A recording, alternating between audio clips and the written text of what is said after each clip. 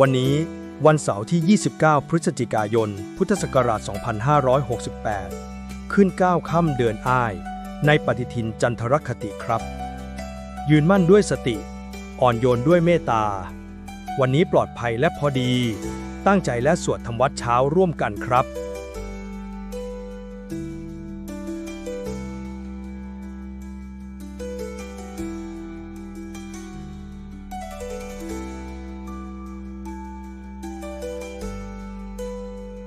อะระหังสัมมาสัมพุทโธภควาพุทธังภควันตังอภิวาเทมิสวากขาโตภควตาธัมโมธัมมังนัมสสามิสุปฏิปันโนภะคะวะโตสาวกสังโฆสังฆังนามามิหันธรรมยังพุทธัสสะภะคะวะโตบุปภาคณมะกะรังกะโรมาเสนะโมตัสสะภะคะวะโตอะระหะโตสัมมาสัมพุทธัสสะนะโมตัสสะภะคะวะโตอะระหะโตสัมมาสัมพุทธัสสะนะโม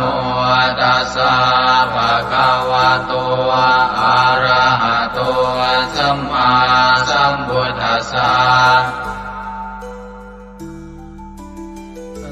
ธรรมยังพุทธาภิตุติงกโรมาเสโย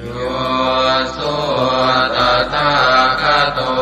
อะระหังสัมมาสัมพุทโธวิชาจารณะสัมปันโน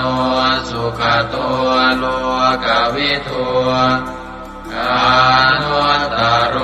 ปุริสธรรมสารติสัทธาเทวมนุสานังพุทโธภควาโยอิมังโลกังสเทวกังสมารกังสัพพมกังสัสสะมณพรหมณิงปัจฉังสเทวมนุสังสยังอาภิญญาสัจจิกตวะภเวเทสิโยธัมมังเดเสสิอาติกัณญญาณังภะเทกัณญาณังปริโยสานกัณญาณัง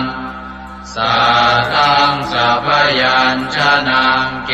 วระปริปุณังปริสุทธังธรรมจริยังปกาเสสิตามหังภะคะวันตังอภิปูชยามิ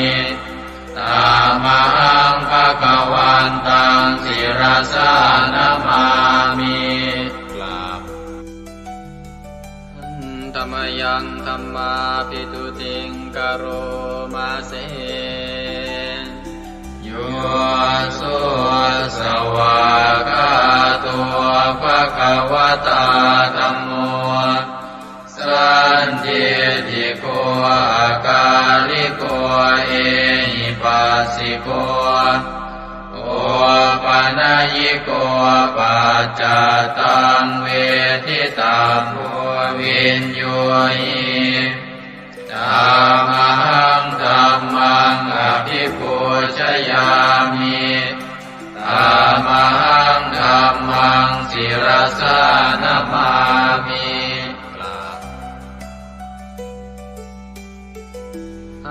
ธรรมยังสังฆาภิตุติงกโรมาเสโยสุปฏิปันโนภะคะวะโตสาว กสังโฆอุชุปฏิปันโนภะคะวะโตสาวกสังโฆญายะปฏิปันโนภะคะวะโตสาวกสังโฆสามีจิปฏิปันโนภะคะวะโตสาวกสังโฆญาติทังจัตตาริปุริสยุคานิอัตถปุริสปุคลาเอสะภะคะวะโตสาวกสังโฆอาหุเนยโยปาหุเนยโยทักขิเนยโยอัญชลิกรณิโยอานุตตรังปุญญเกตังโลกัสสะตามหังสังฆังอภิปูชยามิตามหังสังฆังศิรสานามามิ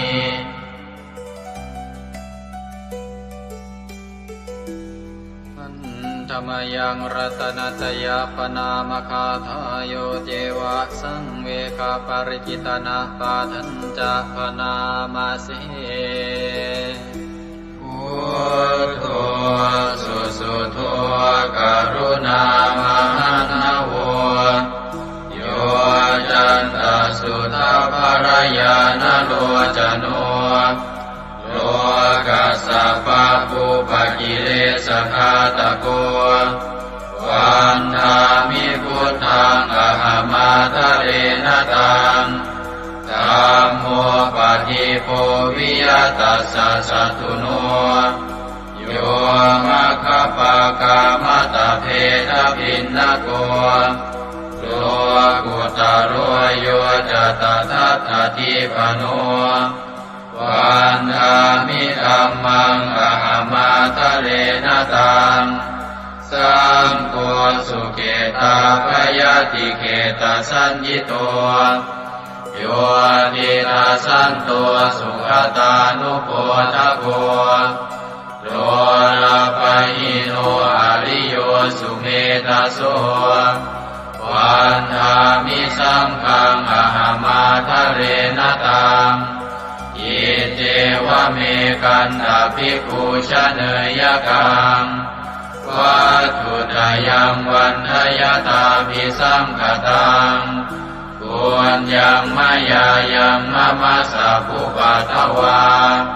มาหุนตุเวตัสสะปะภาวสิทธิยาอิทัตตะทาคโตโลเกอุปันโนอะระหังสัมมาสัมพุทโธธัมโมจะเทสิโตนิยานิโกอุปัสสมิโกปรินิพพานิโกสังโฆทัคามิสุขตาภเวทิโตมายันตังธัมมังสุตวาเอวังชนามาชาติปิทุกขาชาราปิทุกขามรณะปิทุกขังโสกปริเทวทุกขโทมานัสสุปายาสาปิทุกขังอาภิเยหิสัมปโยโคทุกโขภิเยหิวิปโยโคทุกโขยัมปิชังนรปฏิตังปิทุกขังสังกิเตนะปัญจุปาทานขันธาทุกขาเสยยติทังรูปุปาทานขันโทเวทานุปาทานขันโทสัญญูปาทานขันโทสังขารุปาทานขันโทวิญญาณุปาทานขันโท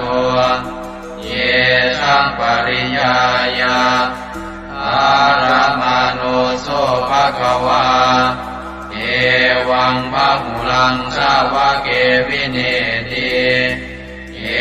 วังภาคาจะปนัสสะภะคะวะโต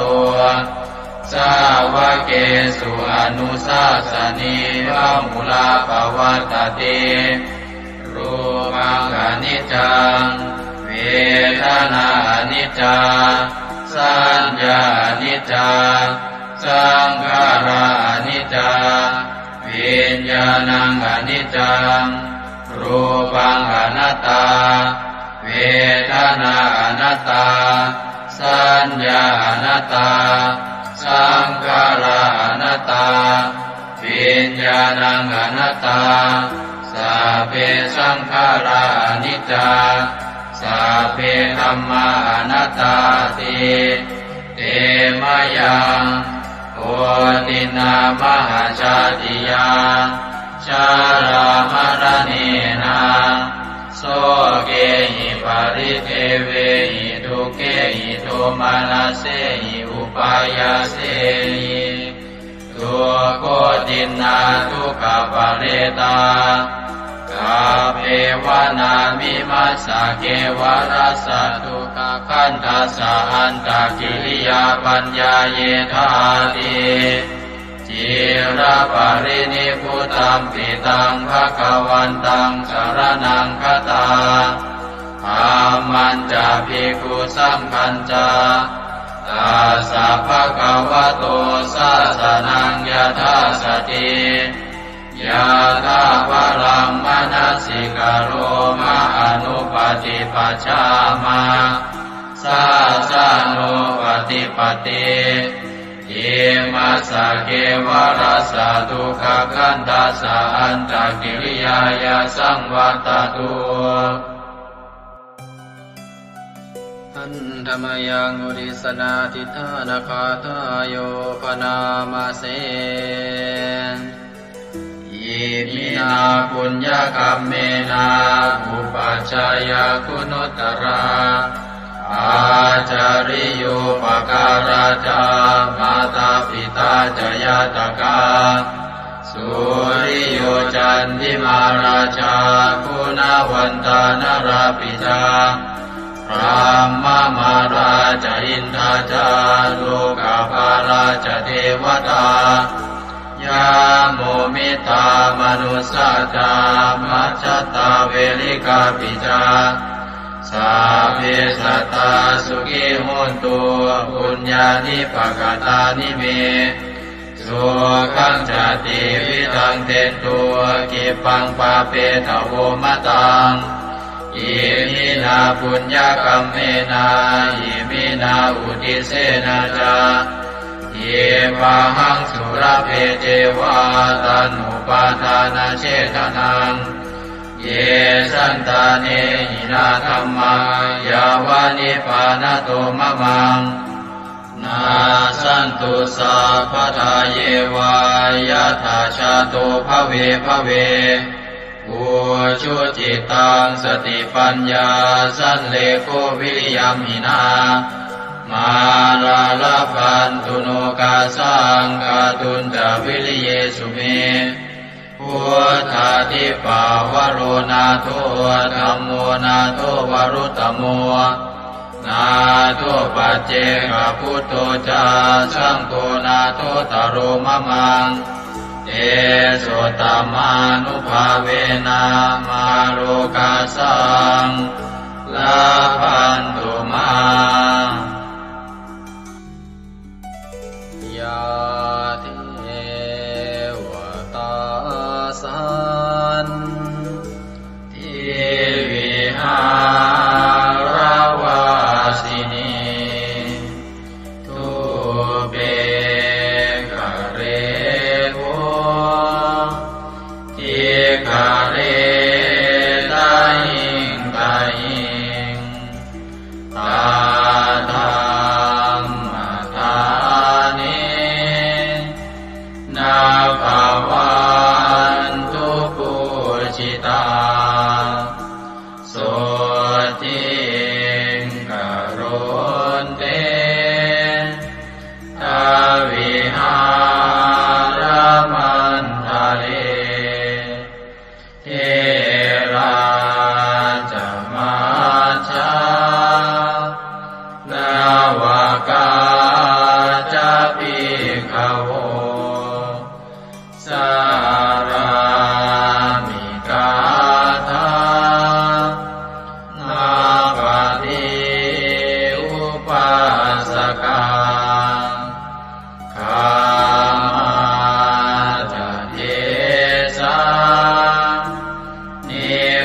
มาจาอิสราสัพพานาภูตาสุขิตาภวันตุเตชาราภูชาเยปิจาอันตสัมภวาสังเสนะชาตาอาตาโภปปาติกานิยานิกังตัมมาวารังปฏิจจเตสัพเพปิทุกขาสักการนตุสังขยังทาตุจิรังสตังธัมโมธัมมัทธาราจาปุคลาสังโฆโมตุสมาโควาอัตตายาจาหิตายาจาอาเมรังคตุสัทธัมโมสัพเพปิธัมมาจาริโนพุทธิงสัมปาปุเนยยามะ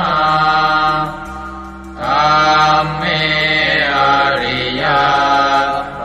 เวทิเตสัพเพสัตตาสัทธาโหนตุอาเวรา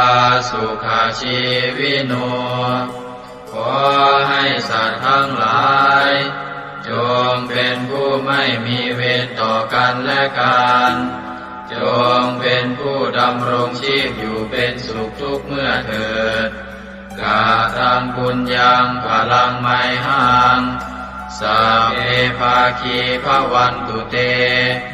ขอให้สัตว์ทั้งสิ้นนั้นจงเป็นผู้มีส่วนได้เสวยผลบุญการที่ข้าพเจ้าได้บำเพ็ญแล้วนั้นเถิด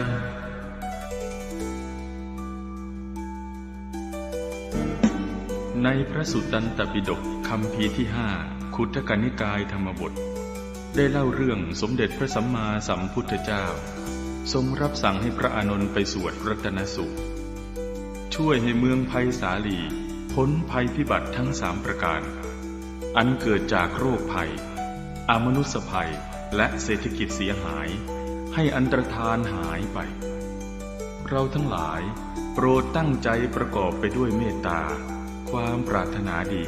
ต่อสรรพสัตว์ทั้งหลายแล้วระลึกถึงคุณพระศรีรัตนตรัยคือคุณพระพุทธเจ้าคุณพระธรรมและคุณพระสงฆ์ว่าเป็นที่พึ่งที่เคารพที่นับถือแล้วตั้งใจสวดปรจักรรัตนสูตร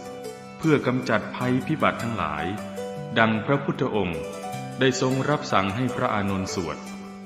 ช่วยให้เมืองไผ่สาลีพ้นภัยอันตรายทั้ง3ประการนั้นเถิด สัมมันตาจักวาเรสุอัตราคชันตุเทวตาสัทธมังมุนิราชัสสาสุนันโตสักขโมคทาสักเคกาเมจารูเปคิริสิขารตเตจันตาเลเควิมาเนทิเปรัเทจะคาเมตารุวนาคหเนเคหวัตุมมิเกเตภุมมาจยันโตเทวาชลทลวิสเมยัคขคันธัมพนาคา ติทันตาสันติเกยังมุนิวรวจนังสาทโวเมสุนันโตธัมมสวนาคาโลอะยัมภทันตาธัมมสวนาคาโลอะยัมภทันตาธัมมสวนาคาโลอะยัมภทันตานะโมเมพุทธเถชะสารตนะตยสัมมิกาเตชะปะเทติปะเทเทวานารายะปรเมสุราเทติพรหมาจายินทาจะจตุโลกาธัมเมรกตาสมุทธาภูตุงทังคาจะสัพพัมมะชัยยะปะเทติภวันตุเตชัยชัยทรณิท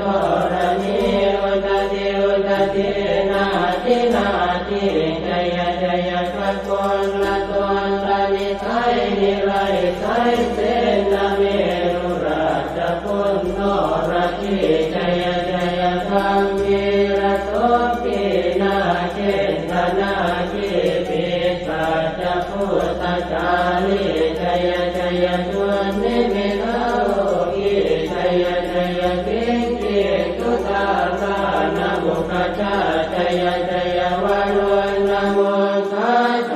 สะชัยชัยจัมปาทินาคตุลสันโตชัยชัยทัจจกุณตุรงสุขระโค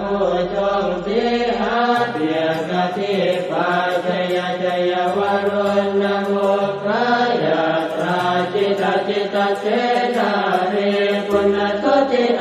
ระเดชัยชัยสุขาสุขาสิวิชัยชัยทรณิตาเนคตาสุชัยยะชัยชัยทรณิสันติสัทธาชัยชัยมังคารารัญญาภวะเกชัยชัยวารุณยาเกชัยชัยรักเทสุรภูชเตชะชัยชัยพรหมเมทัตนาชัยชัยราชาธิราชาชัยชัยชัยปัตตเวงสาปังชัยชัยวรหันตาปัจเจกตุสัตตาวังชัยชัยมเหสุโรหะโรหะริงเทวาชัยชัยพรหมาสุราโคชัยชัยนาโควิรุณะโควิโรปะโคจันทิมาระวินโตจะเวนะเตยโยจะกุเวโรวรุโนทิตาคิวาโยจะปาจุโนกุมารโรสัตระตะโกอัตระตมหาเทวาติติตาปัสสะทโยอิเสโนสาวกตาปัจฉัยยราโมปวันตุเตเดยธรรมโมจะสังโฆจะตัสสะปาโลจะชัยยะทังเอเตนะชัยยะเตเตนะชัยยะโสติปวันตุเตเตนะพุทธเตเตนะโหตุเตชัยมังคารังชโยติพุทธสัจจิริมโตอายัมมารัตจตาติมโตปราชโยโคตยัมโมติมันเดปโมติตาชัยยะตถาพรหมกนามเหสิโรชโยปิพุทธสัจจิริมโตอายัมมารัตจปาติมโตปราชโยโคตยัมโมติมันเดปโมติตาชัยยะตถาอินทกนามเหสิโรชโยปิพุทธสัจจิริมโตอายัมมารัตจปาติมโตปราชโยโคตยัมโมติมันเดปโมติตาชัยยะตถาเทวตนามเหสิโรชโยปิพุทธสัจจิริมโตอายัมมารัตจปาติมโตปราชโยโคตยัมโมติมันเดปโมติตาชัยยะตถาสุปันนครามเหสิโรชโยปิพุทธสัจจิริมโตอายัม ยังมารัตจัปาติมาโตปราชโยอุโกชยัมโมติมันเดปโมติตาชัยยะทานาคตนามเหติโนตโยภิพุทธะเทมาโตยังมารัตจัปาติมาโตปราชโยอุโกชยัมโมติมันเดปโมติตาชัยยะทาสัพพะมะคะนามเหติโนตยัมโตโพธิยาโมเรสักยานังนันติวัตตโนเอวังตวังวิจโยโหหิจยาสุจยมังคะเลอปราชิตปัลลังเจติเตปะทวิปุคะเลอภิเศษเจสะภะพุทธานังอังคัปปะโตปะโมทะเทสุนันทตังสุมังคลังสุปะปะตังสุโหติตังสุขโนสุโมโหตัวจตุเยสังพรหมจาริโสปะทัสสินังกายกัมมังวาจากัมมังปะทัสสินังปะทัสสินังมโนกัมมังปณิทิเตปะทัสสินาปะทัสสินานิกัตตวานรกันตาเจปะทัสสิเมเตอัตรัตถสุขิตาเวรุณาพุทธศาสเนอโรคาสุขิตาโหตัสสะสัพเพหิยะเทติสุนันตัวโตโตเยเทวาสมิทาเนอติกตาติกายุกาสกาโหตัวสุขิตาโหตัวสัพพตารักขันตัวสัพพตาตารักขันตัวจิตสัสสนังยาคาติปัฏนาเตตัสสะเวทุเรนโยมโนรัตายุตกาเลภวัตสันตุวัสสังวัสสะลา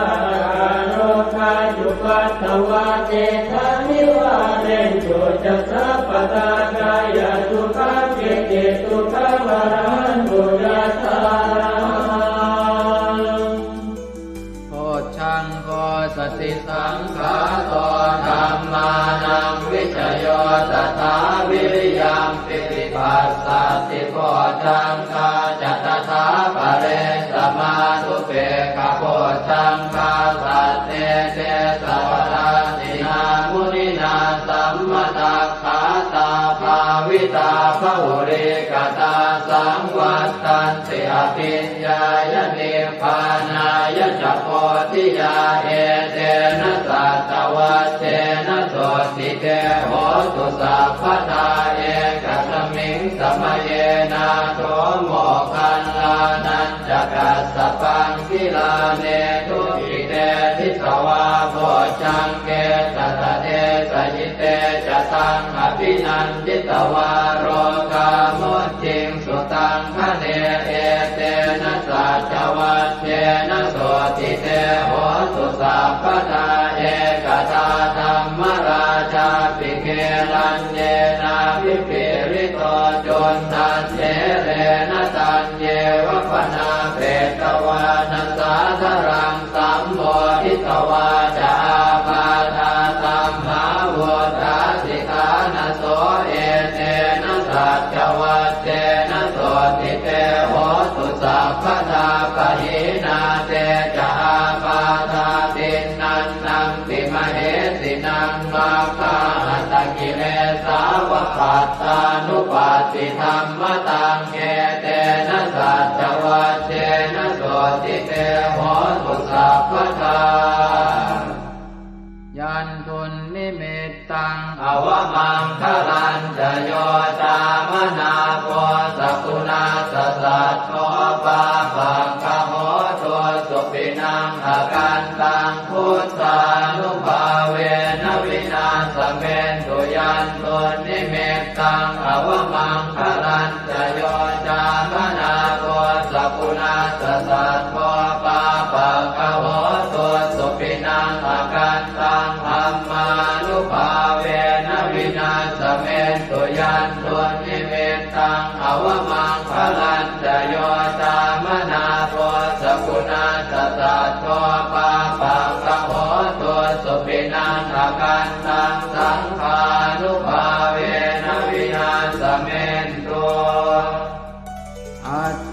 ณหิสวิสโยธัมโมโลเกอนุตตโร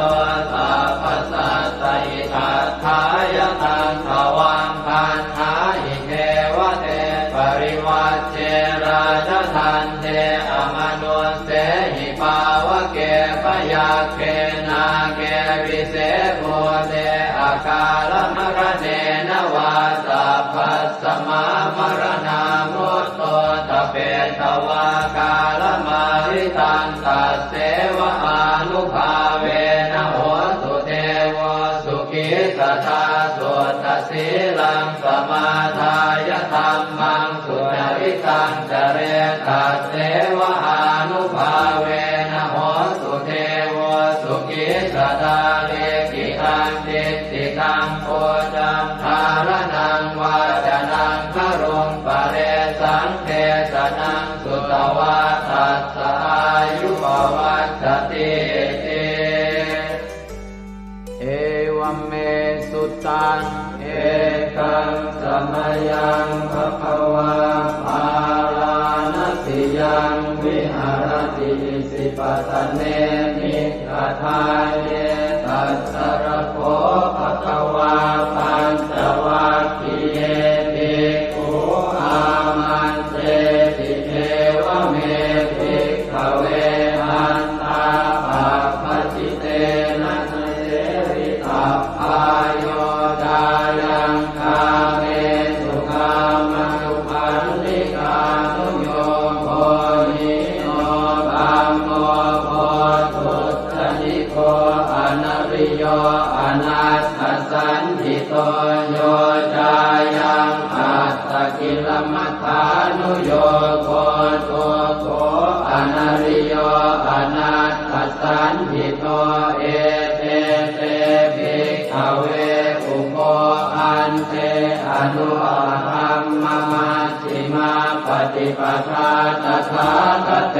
นะอภิสัมพุทธาจักขุกรณีญาณกรณีอุปสมายะอภิญญายะสัมโพธายะนิพพานายะสังวัตติกตมาจัสสะภิกขเวมัชฌิมาปฏิปทาตถาคเตนะอภิสัมพุทธาจักขุกรณีญาณกรณีอุปสมายะอภิญญายะสัมโพธายะนิพพานายะสังวัตติกายเมวะอริโยอัตถังกิโกมัคโคเสยติหังสัมมาเอติสัมมาสังกัปโปสัมมาวาจาสัมมากัมมันโตสัมมาอาชีวะสัมมาวายาโมสัมมาสติสัมมาสมาธิอายังโกสาภิกขเวมัชฌิมาปฏิปทาตถาคเตนะอภิสัมพุทธาจักขุกรณีญาณกรณีอุปสมายะอภิญญายะสัมโพ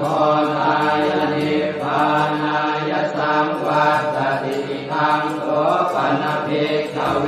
ทุกขังอริยสัจจังชาติปิทุกขาจราปิทุกขามรณะปิทุกขังโสตปริเทวทุกขโทมนัสสุปายาสาปิทุกขาอัปปิเยหิสัมปโยโคทุกขปิเยหิวิปปโยโคทุกข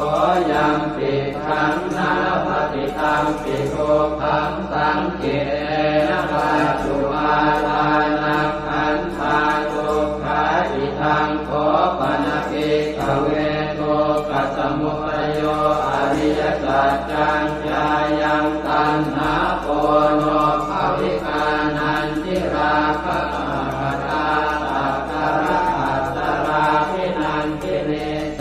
ยติทังกามตัณหาภวตัณหาวิภวตัณหาอิทังโคปนภิกขเวทุกขนิโรธอริยสัจจังโยตัสสะเยวะตัณหายะเสสวิราคะนิโรธจาโคปฏิจิตาโคมุติ ปิอนาลโยอิทังโขปนภิกขเวทุกขนิโรธคามินีปฏิปทาอริยสัจจังอายันเมวะอริโยอาทังกิโยมาโกเสยทิทังสัมมาทิฏฐิสัมมาสังกัปโปสัมมาวาจาสัมมากัมมันโตสัมมาอาชีวะสัมมาวายาโมสัมมาสติสัมมาสมาธิทังโตกังอริยสัจจันติเมภิกขเวโภเปอนันโนสุเตสุตังเมสุจักขุงอุทปาทิญาณังอุทปาทิปัญญาอุทปาทิเวชาอุทปาทิอาโลโกอุทปาทิตังโขปนิทังโกกังอริยสัจจังปริโยยันติเมภิกขเวโภเปอนันโนสุเตสุธัมเมสุจักขุงอุทปาทิญาณังอุทปาทิปัญญาอุทปาทิเวชาอุทปาทิอาโลโกอุทปาทิตังโขปนิทังโกกังอริยสัจจังปริญญาตันติเมภิกขเวโภเปอนันโนสุเตสุธัมเมสุจักขุงอุทปาทิญาณังอุทปาทิปัญญาอุทปาทิเวชาอุทปาทิอาโลโกอุทปาทิทังโกปัสสมุปโยอริยสัจจันติเมภิกขเวโภเปอนันโนสุเตสุธัมเมสุจักขุงอุทปาทิญาณังอุทปาทิปัญญาอุทปาทิเวชาอุทปาทิอาโลโกอุทปาทิตังโขปนิทังทุกขสมุทัยโยอริยสัจจังปหาตาทิเมภิกขเวโภเปอนันโนสุเตสุธัมเมสุจักขุงอุทปาทิญาณังอุทปาทิปัญญาอุทปาทิเวชาอุทปาทิอาโลโกอุทปาทิตังโขปนิทังทุกขสมุทัยโยอริยสัจจังปณินันติเมภิกขเวโภเปอนันโนสุเตสุธัมเมสุจักขุงอุทปาทิญาณังอุทปาทิปัญญาอุทปาทิเวชาอุทปาทิอาโลโกอุทปาทิทังทุกขนิโรโธอริยสัจจันติเมภิกขเวโภเปอนันโนสุเตสุธัมเมสุจักขุงอุทปาทิญาณังอุทปาทิปัญญาอุทปาทิเวชาอุทปาทิอาโลโกอุทปาทิตังโขปนิทังทุกขนิโรโธอริยสัจจังสัจจิกาตาพันติเมภิกขเวโภเปอนันโนสุเตสุธัมเมสุจักขุงอุทปาทิญาณังอุทปาทิปัญญาอุทปาทิเวชาอุทปาทิอาโลโกอุทปาทิตังโขปนิทังทุกขนิโรโธอริยสัจจังสัจจิกตังติเมภิกขเวโภเปอนันโนสุเตสุธัมเมสุจักขุงอุทปาทิญาณังอุทปาทิปัญญาอุทปาทิเวชาอุทปาทิอาโลโกอุทปาทิทังทุกขนิโรธคามินีปฏิปทาอริยสัจจันติเมภิกขเวโภเปอนันโนสุเตสุธัมเมสุจักขุงอุทปาทิญาณังอุทปาทิปัญญาอุทปาทิเวชาอุทปาทิอาโลโกอุทปาทิตังโขปนิทังทุกขนิโรธคามินีปฏิปทาอริยสัจจังภาเวตพันติเมภิกขเวโภเปอนันโนสุเตสุธัมเมสุจักขุงอุทปาทิญาณังอุทปาทิปัญญาอุทปาทิเวชาอุทปาทิอาโลโกอุทปาทิตังโขปนิทังทุกขนิโรธคามินีปฏิปทาอริยสัจจังภาวิทันติเมภิกขเวโภเปอนันโนสุเตสุธัมเมสุจักขุงอุทปาทิญาณังอุทปาทิปัญญาอุทปาทิเวชาอุทปาทิอาโลโกอุทปาทิชาวกีวา วังจะเมภิกขเวอิเมสุจตุสุอริยสัจเจสุเอวันติปริวัตตังภวาตสาการังยถาภูตังญาณทัสสนังนักสุวิสุทธังอโหสิเนวตาวาหังภิกขเวสเทวเกโรเกสมาระเกสธรรมเกสัสสมณธรรมนิยาปัจจายสเทวมนุสสายอนุตตรังสัมมาสัมโพธิอภิสัมพุทโธปัญจัญญาสิงจโตจะโพเมภิกขเวอิเมสุจโตสุอริยสัจเจสุเอวันติปริวัตตังภวาตสาการังยถาภูตังญาณทัสสนังสุวิสุทธังอโหสิอัฏฐาหังภิกขเวสเทวเกโรเกสมาระเกสธรรมเกสัสสมณธรรมนิยาปัจจายสเทวมนุสสายานุตตรังสัมมาสัมโพธิอภิสัมพุทโธปัญจัญญาสิงญาณัญจปนเมทัสสนังอุตตปาทิอโภคาเมวิมุตติอายันติมาคาตินาติทานิปุนาภโวติธรรมโวจะภควาอัตถมานาปัญจวัคคียาภิกขุภควโตภาสิตังอภินันตุอิมัสสมิงจะเวยากรณัสสมิงปัญญมาเนอายสมโตโกนทัญญาสวิรจังวิอมลังธรรมจักขุงพุทธปาทิยังเกณฑ์จิตสมุทัยธรรมังสัพพันตังนิโรธธรรมันติภวัตติเตจะภควตาธรรมจักเกภูมาเทวาสัตตมนุสสาเวสุงเอตัมภควตาภาลานติยังอิสิปตเนมิกทาเยอนุตตรังธรรมจักกังปวัตติตังอัปปติวัตติยังสัมมเนนวาพรหมเนนวาเทเวนวามาเรนวาพรหมุนาวาเกณทิวาโลกัสมินติภูมานังเทวานังสัตตังสุตวาจาตุมมหาราชิกาเทวาสัตตมนุสสาเวสุงจาตุมมหาราชิกานังเทวานังสัตตังสุตวาตาวติงสาเทวาสัตตมนุสสาเวสุงตาวติงสานังเทวานังสัตตังสุตวายามาเทวาสัตตมนุสสาเวสุงยามานังเทวานังสัตตังสุตวาตุสิตาเทวาสัตตมนุสสาเวสุงตุสิตานังเทวานังสัตตังสุตวานิมมานรติเทวาสัตตมนุสสาเวสุงนิมมานรตินังเทวานังสัตตังสุตวาปรนิมมิตวะสวัสดีเทวาสัตตมนุสสาเวสุงปรนิมมิตวะสวัสดีนังเทวานังสัตตังสุตวาพรหมกายิกาเทวาสัตตมนุสสาเวสุงเอตัมภควตาภาลานติยังอิสิปตเน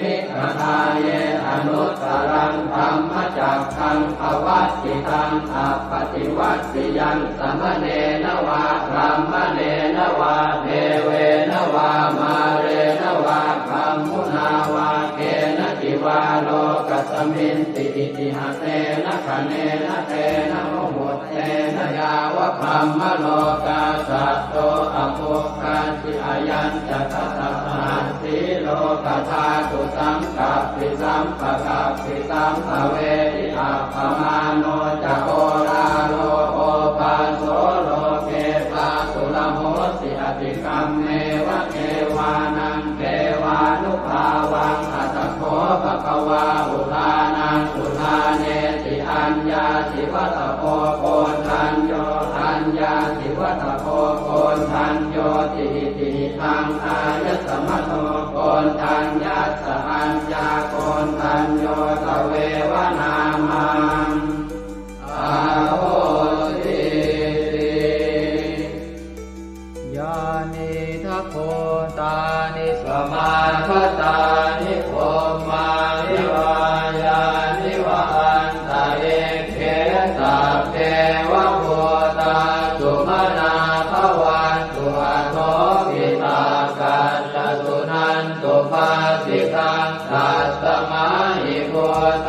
นิสาเวทัสสะเตเมตังกโรธรรมานุสติยาปัจจายติวาจารัตโตจารันติเยวะเลกัสสมาหิเม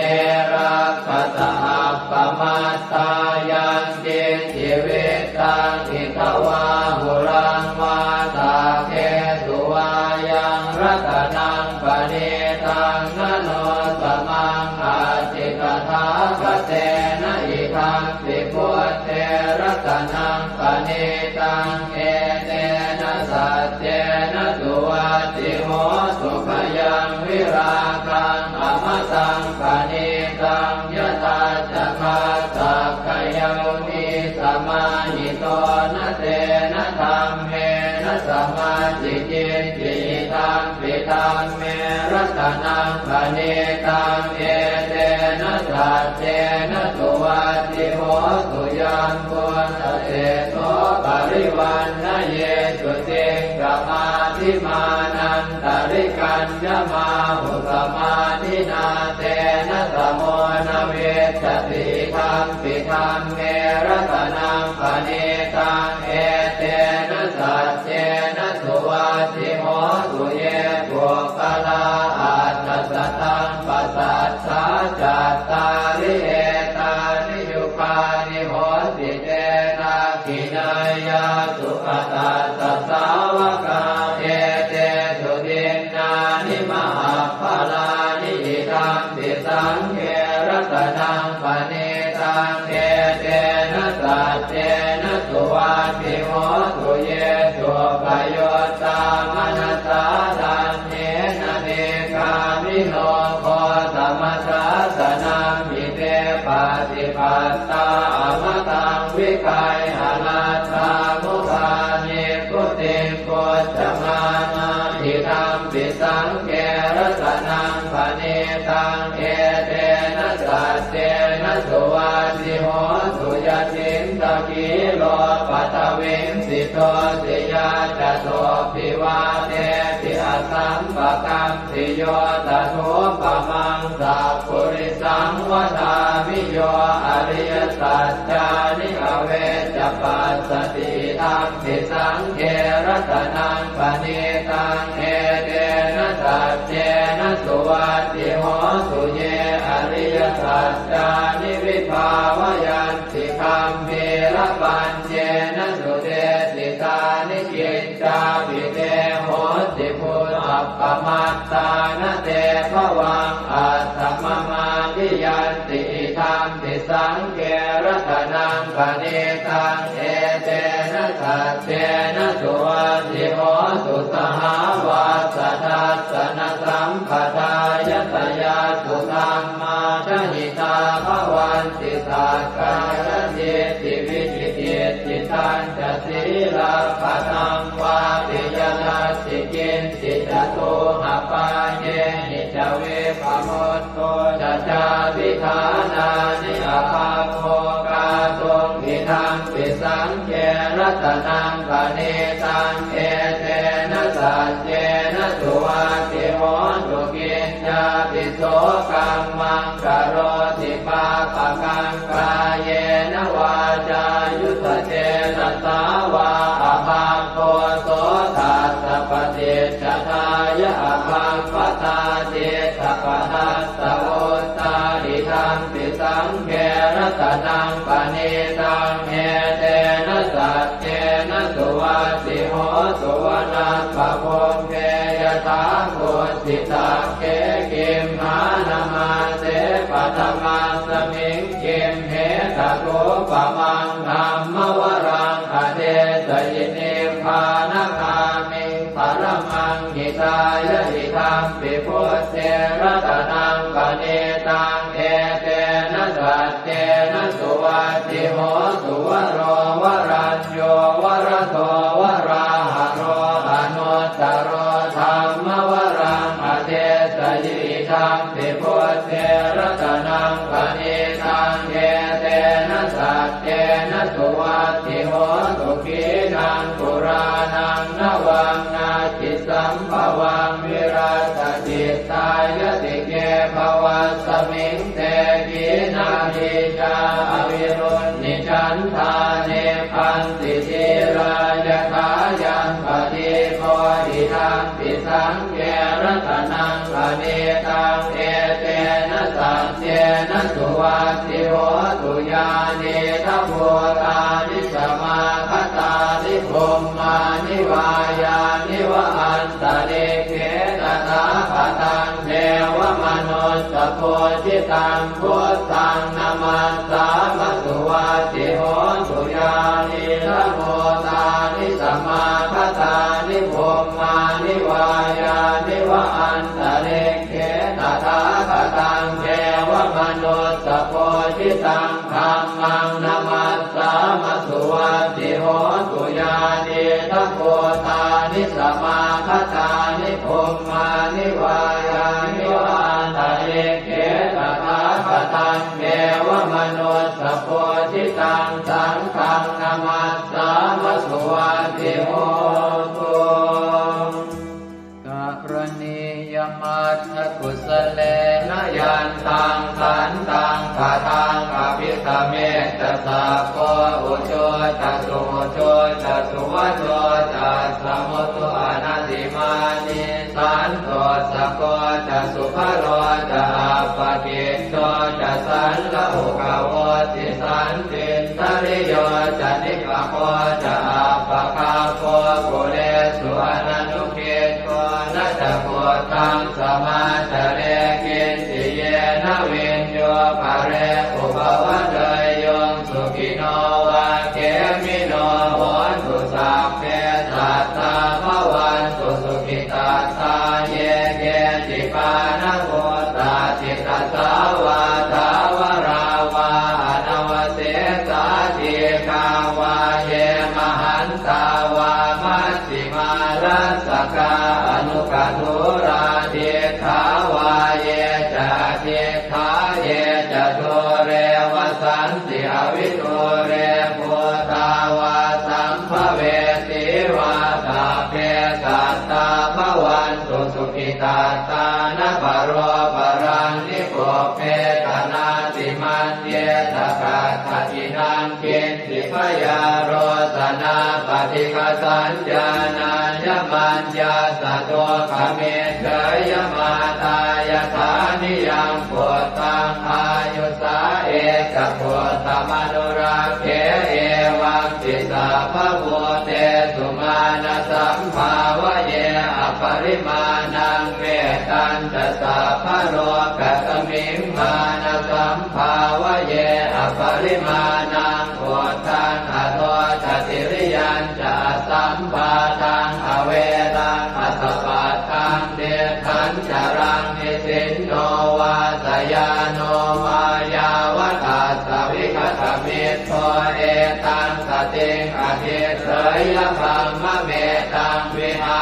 รังอิทมาหุเดตินจานุปคัมมสีลวาทัสสเนนะสัมปันโนกาเมสุวินัยเกทังนะหิจาตุปัปปะเสยยังกุณเรติ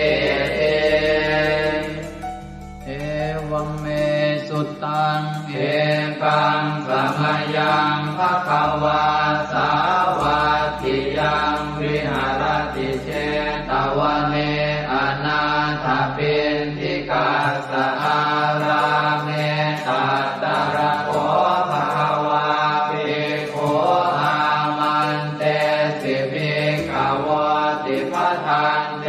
ติเตภิกขุภควโตปัจจัสโสสุงภควาเอตถาว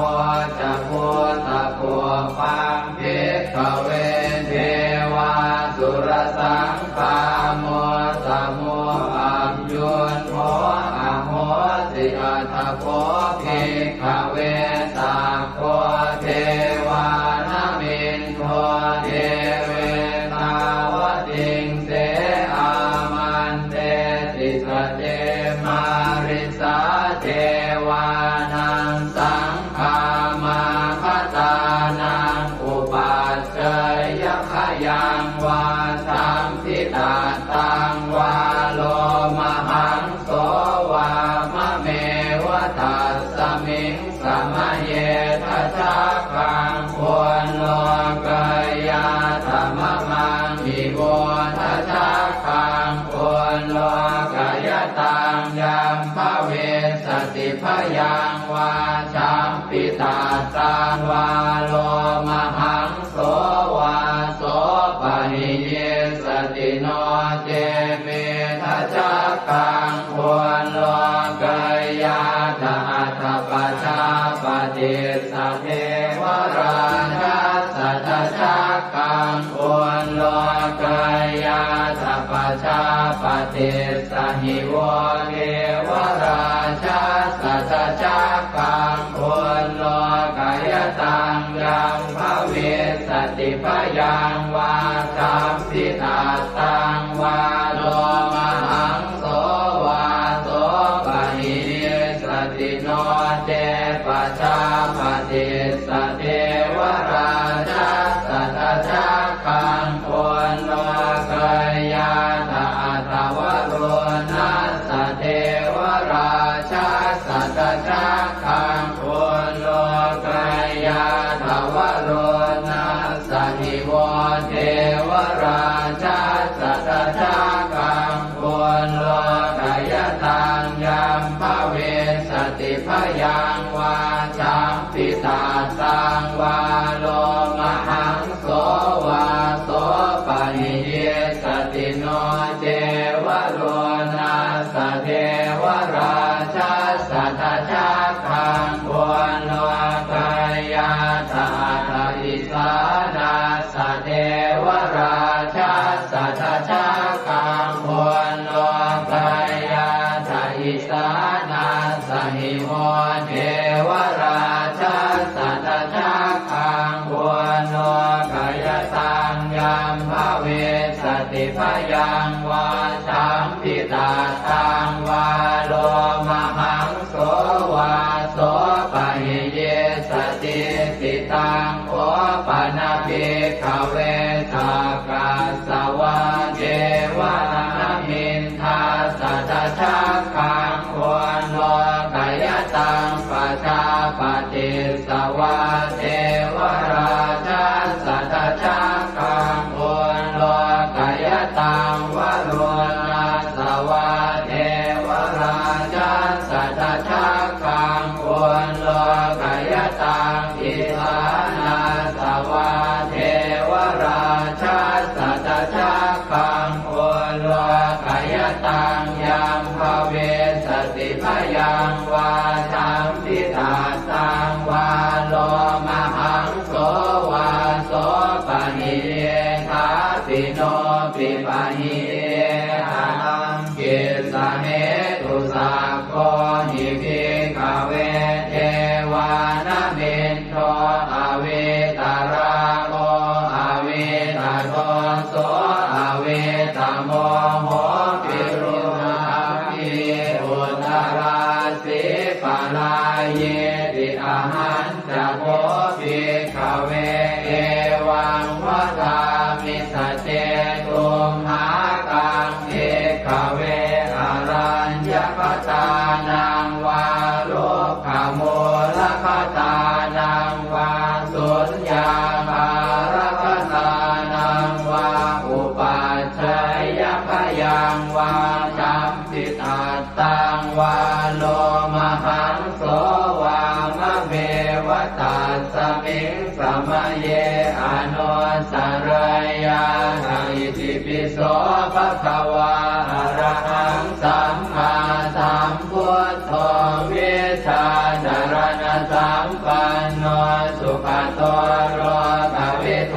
อนุตตรปุริสธรรมสารพิสัทธาเดวมนุสานังพุทโธภะคะวาติมะมังมิโวภิกขเว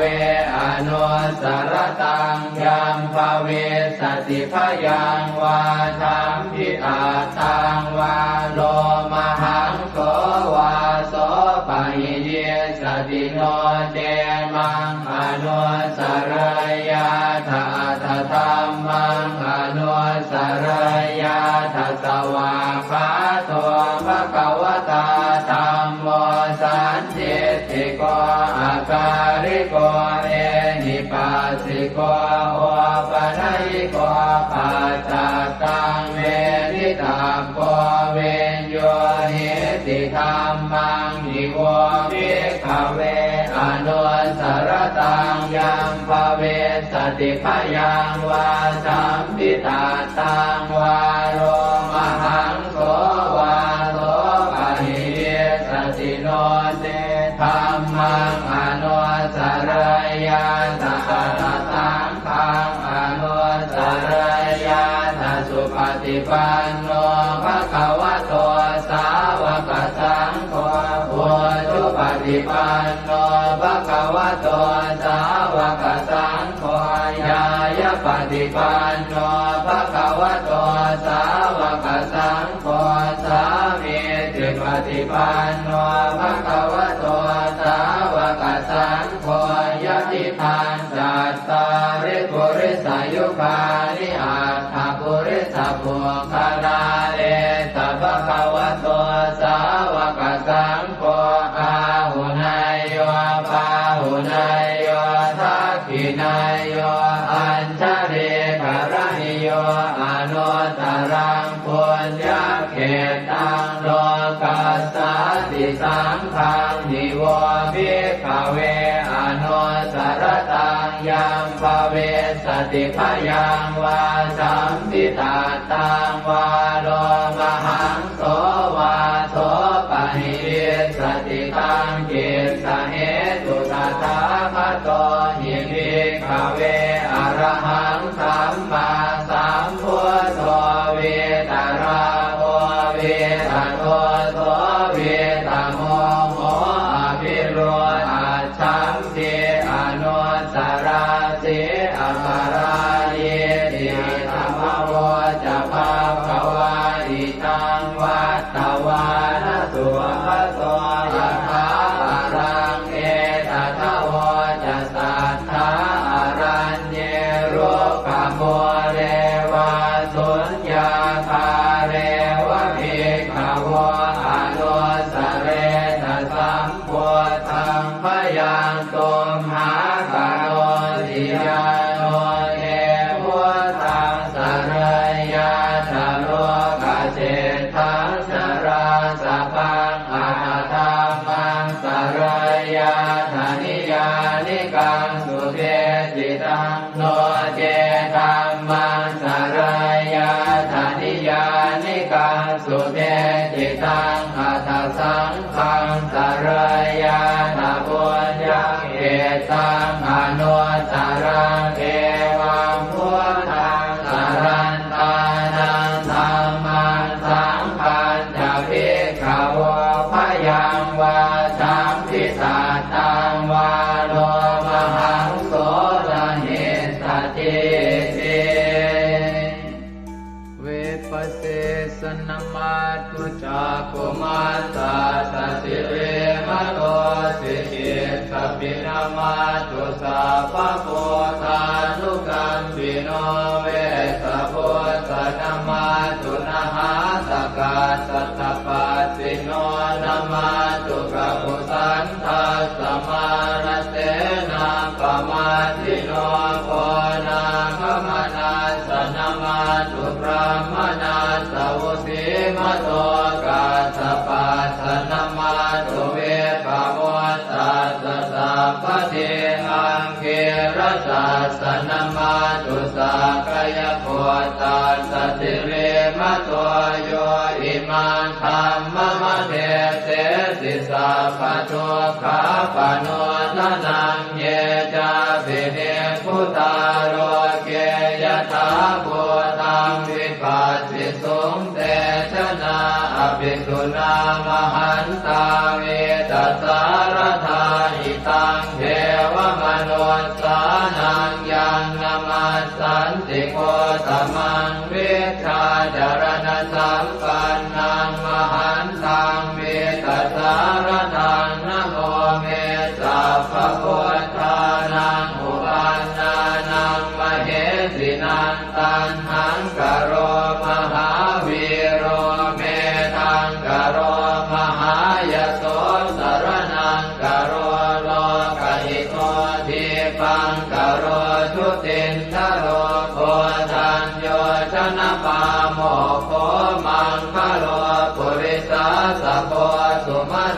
สุมาโนติโรเรวะโตรติวัตโนโสภิโตคุณสัมปันโนอโนมัสสิชโนตโมปัทุโมโลกปัจโจโตนารโตวรสารถิปัทุโมตโรสัตตสารโรสุเมโตอัปปติโกภโลสุชาโตสัพพโลกาโคปิยทัสสินาราสโมอัตถทัสสิการุณิโกธรรมทัสสิสมโมนุโตเส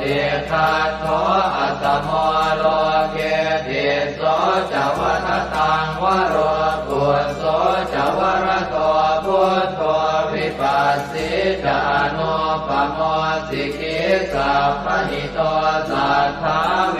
สสุสุขทายโกกัปปุสันโตสัตวาโหโกนาคมโนลนันจโหกัสสโพสิริสัมปันโนโพตโมสักขยมุงขโวเอเตจันเยจะสัมโพธาอเนกสัตตโพตโยสัพเพพุทธาอัสสมาสมาสัพเพพุทธามหิติกาสัพเพทัสสะโลเวนาเวสารัสเตอุปาคตาสัพเพเตปฏิชานันติอาสะพันธานโมตตมังสีหนาทังทันเตเตปริสาสุวิสารตาพรหมจักกังภวัตเตติโลเกอัปปติวัตติยังอุเปกาพุทธธรรมเมหิอัตถารถินายกาภวัตติสลักขโนเปตาสิตยานุปยัญชนะธราพยามาปภายสุปภาสัพเพเตมุนิกุญชลาพุทธาสัพพัญญุโนเอเตสัพเพขีนาสวาทินามหาปมามหาเตจามหาปัญญามหาพลามหาการุณิกาธีราสัพเพสานันตุขาวหาทีปานาสัพพติทาจทานาเลนะจะปานิดังคติพันโทมหัสสะสะสารนาตหิเตสิโนทะเทวกัสสะโรกัสสะสัพเพเอเตปรายนาเตสาหังศิรสาปาเทวันทามิปุริสุทธเมวัตสามนัสสะเจววันทาเมเตตถาคเตสยเนอาสเนธาเนขมเนจาปิสัพพทาสตาสุเขนราคันตุพุทธาสันติกราสุวันเวหิกวังรักขิโตสันโตมุตโตสัพพะเยนะจะสัพพะโลกวินิโมตโตสัพพะสันตาภวัติโตสัพพะเวรมติกันโตนิพุตโตจตุวังภวเตสังสัจเจนะสีเลนะขันติเมตตาภะเลนะจะเตปิตุมเหอนุราคันตุอาโรคเยนะสุเกนะจะปุราติมัสสมิงทิสาภาเกสันติโพตามหิทธิกาเตปิตุมเหอนุราคันตุอาโรคเยนะสุเกนะจะทักขินัสสมิงทิสาภาเกสันติเทวามหิทธิกาเตปิตุมเหอนุราคันตุอาโรคเยนะสุเกนะจะปัจฉิมัสสมิงทิสาภาเกสันตินาคามหิทธิกาเตปิตุมเหอนุราคันตุอาโรคเยนะสุเกนะจะโหตรัสสมิงทิสาภาเกสันติยาคามหิทธิกาเตปิตุมเหอนุราคันตุอาโรค เยนะสุเขนะจักขุริมาติสังคตรัตโตทากิเนนะวิรุณหะโกปาติเมนะวิโรปาโกกุเวโรอุตรันติสังกัตตาโรเตมหาราชาโรกปารายสัสสิโนเตปิตุมเหอนุราคันตุอาโรคเยนะสุเขนะจะอากาสัทธาจะกุมมันตาเทวานากามหิติกาเตปิตุมเหอนุราคันตุอาโรคเยนะสุเข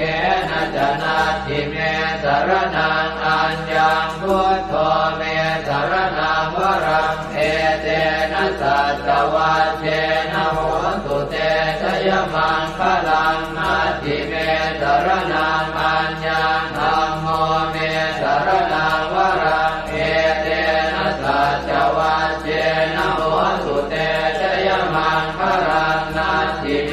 สรนังอัญญังสังโฆเมสรนังวรังเอเตนะสัจวัชเชนะโหตุเตชยมังคลังยังเจนจิรตนังโลเกเวชติวิวิธังปุถุรตนังโพธสมังนาติตาสมาโสติภวันตุเตยังเจนจิรตนังโลเกเวชติวิวิธังปุถุรตนังธรรมสมังนาติตาสมาโสติภวันตุเตยังเจนจิรตนังโลเกเวชติวิวิธังปุถุรตนังสังฆสมังนาติตาสมาโสติภวันตุเตสักกตวาพุทธรัตนังโอสถังอุตมังวรังหิตังเทวมนุสสานังพุทธเตเจนะโสตินานาสันตุปัฏฐวาสัพเพทุกขาโวปัสสเมตุเตสักกตวาธัมมรัตนังโอสถังอุตมังวรังปริยาโหปัสสมนังธัมมเตเจนะโสตินานาสันตุปัฏฐวาสัพเพพยาโวปัสสเมตุเตสักกตวาสังฆรัตนังโอสถังอุตมังวรังอาหุนายยังปาหุนายยังสังฆเตเจนะโสตินานาสันตุปัฏฐวาสัพเพโรคาโวปัสสเมตุเตสัพเพติโยวิวัชชันตุสัพพะโรโควินาศตุมาเตภวัตวันตรายโยสุขิติกายุโกภวะอภิวาทนาสิริสนิจังวุฒาปัจจายโนจัตตา